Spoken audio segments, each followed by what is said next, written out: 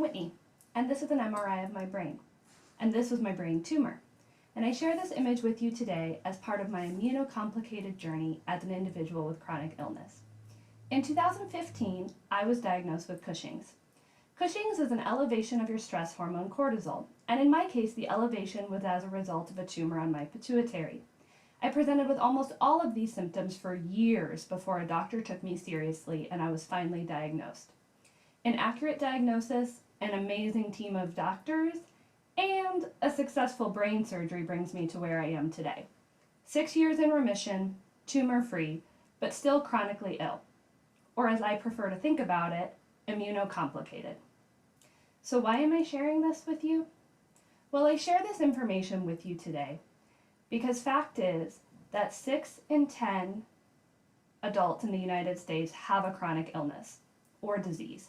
And chances are that either you or someone you work with is navigating being a housing professional while being chronically ill. Adding to the complexity of my own experience with chronic illness is that at the time of my diagnosis, I was a live-on professional. Being a live-on professional was a lifestyle that presented both challenges and incredible benefits, and knowing that many of you are, were, or supervise live-on professionals, I share my experience in hopes of challenging you to think beyond accommodating the chronically ill and think about how having a department committed to universal design could benefit everyone. Let me add that being immunocomplicated during COVID-19 has been pretty terrifying, but many of the decisions made by departments and universities out of necessity are prime examples of the universal design I want to talk about today. One example is having the ability to work from home. Now, I realize it might sound a little bit silly for live-on professionals who essentially do live where they work, but I mean the flexibility to work in a controlled environment.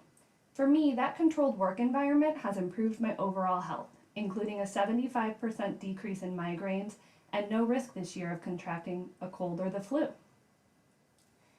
Now, I realize that student service positions mean that working from home permanently may not be feasible or even desirable.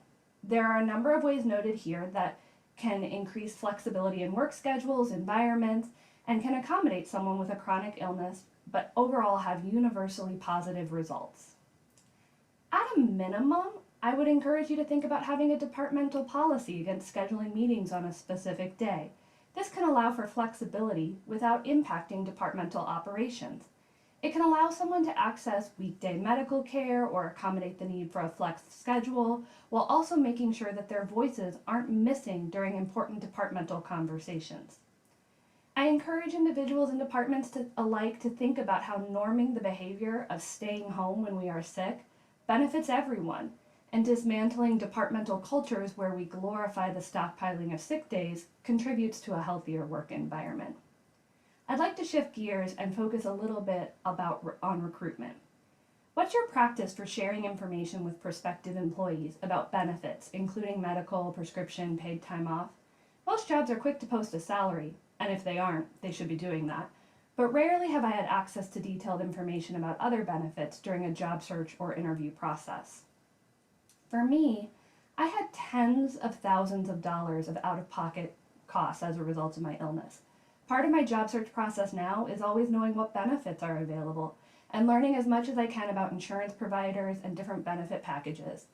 Even just being provided with a university benefits webpage can go a long way in helping answer questions during the interview process. Once someone is hired, part of the onboarding process should be connecting them with HR. HR is often the expert on things like FMLA and short-term disability, so creating a foundation where your employees feel comfortable and knowledgeable about who in HR can answer questions is a great commitment to make to them. That's my dad, and he made it into this presentation because for 3 weeks while I recovered from surgery, he moved in and lived with me in my on-campus apartment because I was not medically cleared to live alone, which raises a curious question. Do policies in your department permit or prevent long-term guests? Thinking about how do things like parking, dining, and access make this type of request easy or complicated? Having access to a second set of keys, for example, or options for guest parking can all be important considerations when thinking about a guest policy for live-on staff. I'm excited because I think my next recommendation is my cutest recommendation. Pets. This is Sawyer. He's especially trained to alert me to an adrenal crisis. I was the first person at the universities I've worked for to request an accommodation to the no pets policy for live-on staff, and doing so created a lot of conversation amongst my peers. Some even prompted to ask questions of me for tips on how to convince a doctor or the department that they needed an accommodation, while admitting to me they just wanted a pet. When a university I worked for adopted a pet policy, suddenly everyone could have an animal, and I no longer felt like I had to be the resident service animal or ESA expert.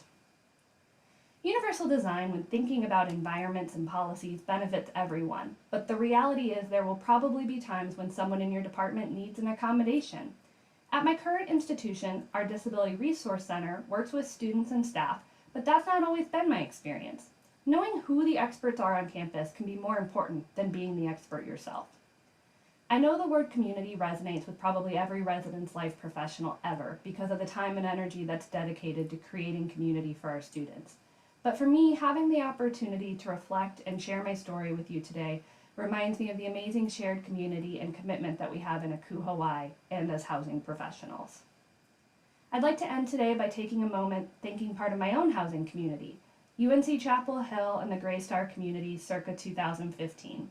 Many of them, including me, now work in different departments or at different universities, but these professionals provided so much support and guidance during such an important time in my life. I'll never be able to say thank you enough.